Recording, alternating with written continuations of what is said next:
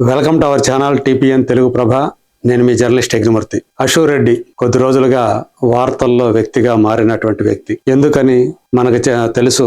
ఆమె big boss లో contestant గా వచ్చారు, ఒక నటిగా కొన్ని సినిమాల్లో చేశారు, అలాగే సోషల్ మీడియా ఇన్ఫ్లుయెన్సర్ కూడా. ఆమెకి సోషల్ మీడియాలో చాలా మంది ఫాలోయర్స్ ఉన్నారు.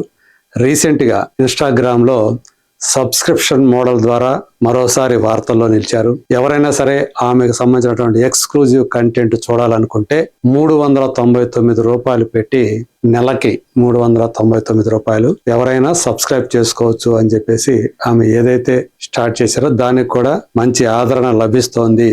దానివల్ల కూడా ఆమె బాగా ఆదాయం గడించేటువంటి అవకాశం ఆమెకు లభించింది అని చెప్పేసి తెలుస్తోంది. సో ఇప్పుడు ఆమెపై ఒక ఎన్ఆర్ఐ ధర్మేంద్ర అనే అతను, యూకేలో ఉండే అతను ఆమె మీద పెట్టినటువంటి కేసు సైబర్ క్రైమ్ లో అది సంచలనాత్మకంగా మారింది. ఏకంగా 9 కోట్ల రూపాయలకు పైగా ఆమె కోసం ఆయన వెచ్చించాడు. అందులో ఎక్కువగా సుమారు 7 కోట్ల రూపాయల వరకు ఆన్లైన్ లోనే ఆమెకు బ్యాంకు నుంచి, అకౌంట్ నుంచి ట్రాన్సాక్షన్స్ చేశాడు అనేటువంటి విషయం కూడా బయటకు వచ్చింది. సో దానికి సంబంధించి అయితే ఆమె దాన్ని తోసిపుచ్చి ఎవరైతే తన మీద ఫాల్స్ ప్రాపగాండా చేస్తారో, తప్పుడు ఆరోపణలు చేస్తారో వాళ్ళ మీద లీగల్ యాక్షన్ తీసుకుంటాను అని ప్రకటించిన తర్వాత ఇవన్నీ కూడా బయటకు వచ్చాయి. ధర్మేంద్ర అనే అతను ఇవన్నీ ఏవైతే ఆన్లైన్ ట్రాన్సాక్షన్స్ తను జరిపాడో అశూర్ రెడ్డి అకౌంట్కి, ఆమె అసలు పేరు అశూర్ రెడ్డి కాదు, వెంకట అశ్విని రెడ్డి అనేది ఆమె పేరు. మరి ఆమెకి ఇలా పంపించాను అని చెప్పేసి అతను ఏదైతే బయట పెట్టాడో అది ఇంకా ఆమెకి వేరే దారి లేకుండా పోయింది.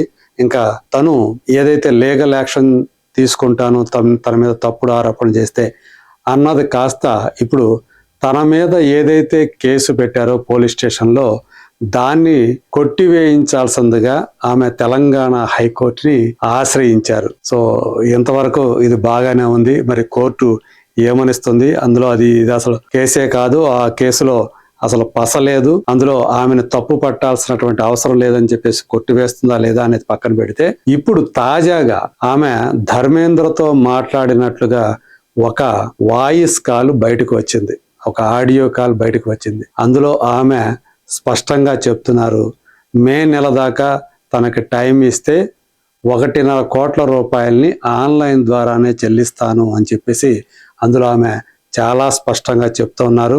మిగతా అమౌంట్ కూడా నేను సర్దుబాటు చేస్తాను, ఆ మిగతా అమౌంట్ ఎంతనే చెప్పట్లేదు కానీ ఆ కాల్లో మిగతా అమౌంట్ను కూడా నేను సర్దుబాటు చేస్తాను, కాకపోతే నేను లైఫ్లో సెటిల్ అయిన తర్వాత చేస్తాను ఆ పని అని చెప్తున్నారు. సో ఈలోగా వేరే ఏమీ చెయ్యొద్దు, పెద్ద మనుషుల దగ్గర మనం అంటే కుటుంబ సభ్యుల ఇందులో ఇన్వాల్వ్ చేయొద్దు. మా అమ్మని మా అక్కని ఎందుకు ఇన్వాల్వ్ చేస్తున్నారు?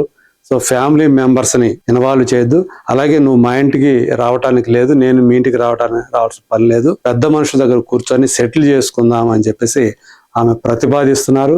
అందులో భాగంగా తన తరపున ఎవరుంటారో పెద్ద మనుషులుగా కూడా ఆమె చెప్తూ ఉన్నారు. నిర్మాత అయినటువంటి ప్రవీణ, సో ఆమె, అలాగే జ్యోతిష్కుడు అయినటువంటి వేణుస్వామి, సో వీళ్ళిద్దరూ తన తరపున పెద్ద మనుషులుగా ఉంటారు, నీ తరపున కూడా పెద్ద మనుషులను తెచ్చుకో అని చెప్పేసి ఆమె చెబుతున్నట్లుగా ఉన్నటువంటి ఆ ఆడియో కాలు ఇప్పుడు బాగా వైరల్ అవుతా ఉంది.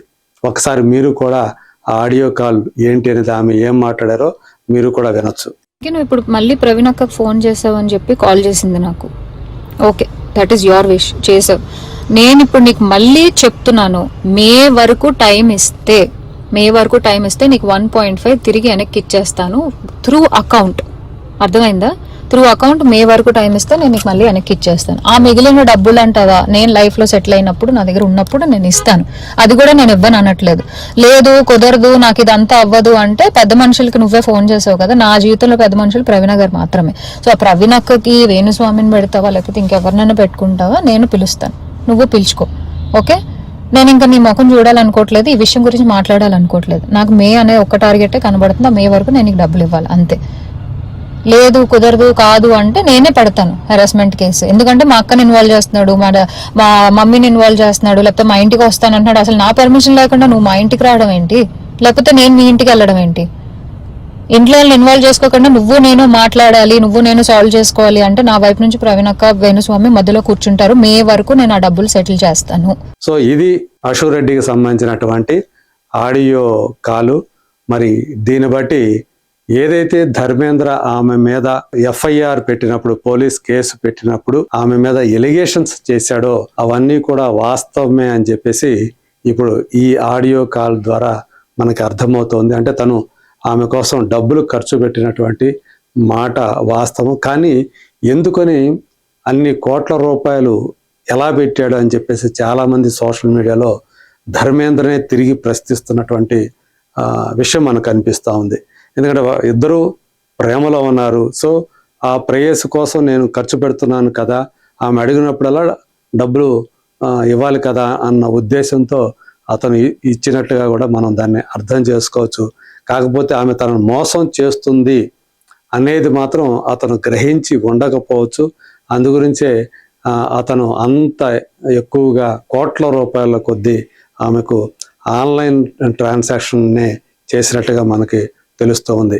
సో అతని తరపున, ధర్మేంద్ర తరపున తండ్రి సత్యనారాయణ ఆ కేసు పెట్టారు.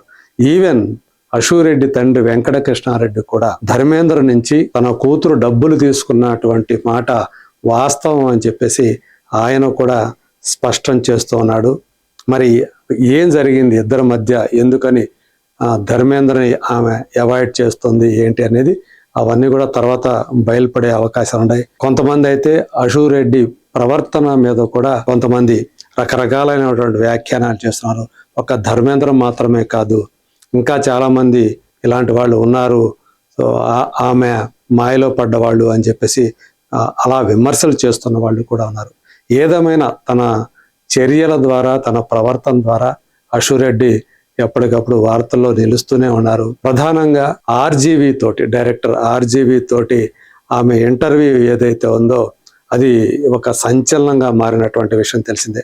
2 సందర్భాల్లో వాళ్ళ మధ్య ఇంటరాక్షన్ జరిగింది. ఒక ఇంటరాక్షన్లో ఆమె ఆయన్ని చెంపదెబ్బ కొడుతున్నట్లుగా మొదట వాళ్ళ ఇంటరాక్షన్ అలా అది బాగా మీడియాలో ప్రాచుర్యంలోకి వచ్చింది.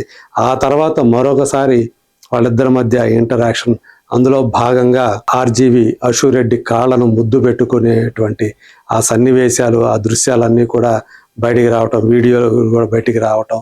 సో ఇవన్నీ కూడా సో ఆమె అంటే కొంతమంది సో ఆమె ప్రవర్తన మీద చాలా బ్యాడ్గా మాట్లాడుతున్నటువంటి పరిస్థితి కూడా కనిపిస్తూ ఉంది. మరి చూద్దాం ఇలాంటి పరిస్థితుల్లో తనకి అంతా కూడా ఇప్పుడు వ్యతిరేకంగా మొత్తం ఇవన్నీ సాక్ష్యాలు కనిపిస్తున్నటువంటి సందర్భంలో మరి అశోక్ రెడ్డి ఎలా దీని నుంచి బయటపడుతుంది. అలాగే అశోక్ రెడ్డి తండ్రి విమర్శలు చేస్తున్నాడు, ఆరోపణలు చేస్తున్నాడు.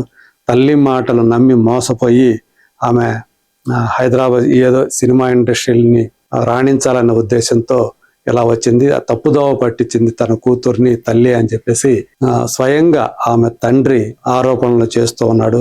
మరి ఇలాంటి పరిస్థితుల్లో ఇప్పుడు ఏదైతే ఆమె ఒక పక్క కేసు కొట్టివేయమని చెప్పేసి తెలంగాణ హైకోర్టుని మరి ఆశ్రయించిందో, మరి కోర్టు ఏమని దానికి సంబంధించి ఆర్డర్ ఇస్తుంది ఏంటి అనేది ఒక ఆసక్తికరమైనటువంటి అంశంగా ఉంటే, ఇప్పుడు బయటకు వచ్చినటువంటి ఆడియో క్లిప్ ఏదైతే ఉందో మరి దానికి ఆమె ఏమని సమాధానం ఇస్తుంది, ఈ క్లిప్ ద్వారా ఆమె మరింత ఇరకాటంలో పడింది ఈ కేసులో అనేటువంటి అభిప్రాయాన్ని మరి విశ్లేషకులు వ్యక్తం చేస్తూ ఉన్నారు. మరి చూద్దాం ఈ కేసు, అశోక్ రెడ్డి కేసు ఎలాంటి మలుపులు తిరిగి చివరికి ఆమె మరి దీని నుంచి బయటపడుతుందా, ధర్మేంద్రని ఏదైతే మధ్యవర్తుల ద్వారా మనం సెటిల్మెంట్ చేసుకుందామని చెప్పేసి ఏదైతే ఈ ఆడియో క్లిప్లో ఆమె ప్రపోజల్ పెట్టిందో మరి అది జరుగుతుందా లేదా, మరి ఎందుకని ఈ వేణుస్వామికి ఇందులో ఏం సంబంధం ఉంది, ప్రవీణ్కి ఇందులో ఏం సంబంధం ఉంది అనేటువంటి అంశాలు కూడా ఇక్కడ, ఎందుకంటే తన తరపున పెద్ద మనుషులుగా ఆ ఇద్దరు పేరుని ఆమె పేర్కొట్టింది కాబట్టి మరి వాళ్ళేంటి, వాళ్ళ ఇన్వాల్వ్మెంట్ ఏంటి ఇందులో అనేది కూడా మరి రాబోయే టైంలో మనకి తెలియబోతుంది. ప్రస్తుతానికైతే ఇది తెలుగునాట ఒక సంచలనాత్మకమైనటువంటి కేసుగా మారింది. ఇక్కడ ఇంకొక ముఖ్యమైనటువంటి విషయం ఏంటంటే, ఇక్కడ మన స్క్రీన్ మీద చూపిస్తున్నట్టు కేసు కనుక అంటే ఇప్పుడు ఏదైతే పెద్ద మనుషుల దగ్గర నుంచి సెటిల్మెంట్ అనేది కనుక చేసుకోకపోతే తన మీద అంటే ధర్మేంద్ర మీద వేధింపుల కేసు పెడతానని కూడా ఆమె ఈ ఆడియో క్లిప్లో చెప్పింది కూడా అది ఇప్పుడు వైరల్ అవుతా ఉంది. అంటే ఆమె అతన్ని బెదిరిస్తూ ఉంది, నువ్వు గనక సెటిల్ చేసుకోకపోతే నాతో వ్యవహారాన్ని వేధింపుల కేసు పెట్టి నేను అందులో ఇరికిస్తాను అని చెప్పేసి ఆమె బెదిరిస్తున్నట్లుగా ఆ ఆడియో క్లిప్లో ఉండటం కూడా ఇప్పుడు మరి ఈ కేసు విషయంలో ధర్మేంద్ర పక్షాన ఏమన్నా మొగ్గుతుందా అనేటువంటి అభిప్రాయాలు వ్యక్తమవుతూ ఉన్నాయి. మరి న్యాయ నిపుణులు కూడా కొంతవరకు ఈ కేసులో ధర్మేంద్ర వైపే మొగ్గే అవకాశాలు ఉన్నట్టుగా కనిపిస్తుందని చెప్పేసి చెప్తున్నారు ప్రాథమికంగా. మరి చూద్దాం, మరి ఏదైతే వీడియో క్లిప్లో ఉన్నది నిజమైతే అది ఆమె వాయిసే అయితే గనక ఖచ్చితంగా ఆమెకి మరి ఈ కేసుకు సంబంధించి ఇబ్బందికరమైనటువంటి పరిస్థితి ఎదురవుతుందని చెప్పేసి విఘ్నులు ఏదైతే భావిస్తున్నారో మరి చివరికి అంతిమంగా అశు రెడ్డి దీని నుంచి బయటపడుతుందా లేదా, let us wait and see.